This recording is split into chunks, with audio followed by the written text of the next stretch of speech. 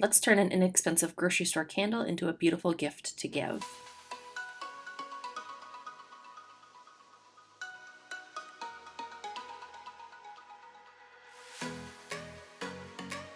So I just picked up this pink grapefruit candle at Aldi, which is where I buy most of my groceries, and I just grabbed my heat gun and heated up that label and then peeled it off the candle.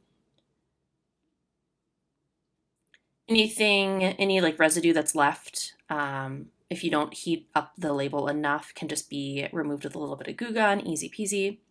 But you just want to start with a nice clean glass candle and then grab a 6-inch paper doily and cut it in half. So you only need one paper doily for this candle. And then I just took Mod Podge in a matte finish. I think matte is probably your best bet for this project. And apply like a nice even coat across the front of the candle. And then just lay half of a paper doily down and smooth it out. It doesn't have to be exactly perfect. And then just apply another coat of Mod Podge right on top of the paper doily. Now you want to work kind of quickly and use as few brush strokes as you can, because once that paper gets wet, it's more likely to rip, especially like on those doily edges with that fine like lace detail. So try to get good even coverage in as few brush strokes as possible. And then you can wait for that to dry, or if you're impatient like me, just flip the candle over and hold it. Hold it like by the top and the bottom and apply a coat of Mod Podge to the other half of the candle. And then lay the other half of the doily down. So I did this like upside down, so that on one side the doily was like face up and the other side it was face down, but you could do whatever you want.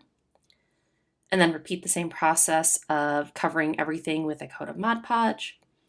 And just so that like you have an even finish, be sure to coat the entire glass candle, like even the parts that aren't covered with a paper doily, just so it looks like even and finished nicely.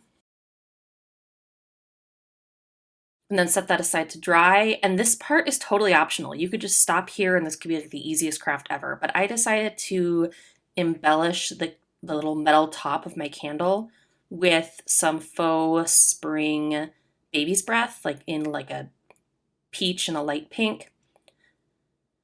These were actually left over from a speckled Easter egg wreath that I made. I didn't use all of the flowers, so I just used up some stuff in my craft stash. So I didn't even have to buy anything new for this. So what I do when I work on these types of projects is I use a combination of E6000 and hot glue. So the E6000 is better for like a long-term hold, but the hot glue makes everything stick in place right away, so you don't have to wait for things to dry. But like I said, this was just stuff out of my craft stash. I didn't buy anything special for this. I just used some faux greenery, some faux flowers, and then a couple of little wood rounds. I have like a pile of these in different sizes in a drawer in my craft stash. And then I just kind of played around with the placement there and glued all my flowers into place. So I'm going to speed this up because this was seriously so simple. And then to finish it off, I wanted to make a twine bow, but I wanted it like a single layer of twine was too thin. I wanted it to be more substantial. So what I did is I took 3 pieces of twine and I braided them. So just tie a knot and then use like masking tape or something to tie or to secure that knot to your work surface so you can braid everything.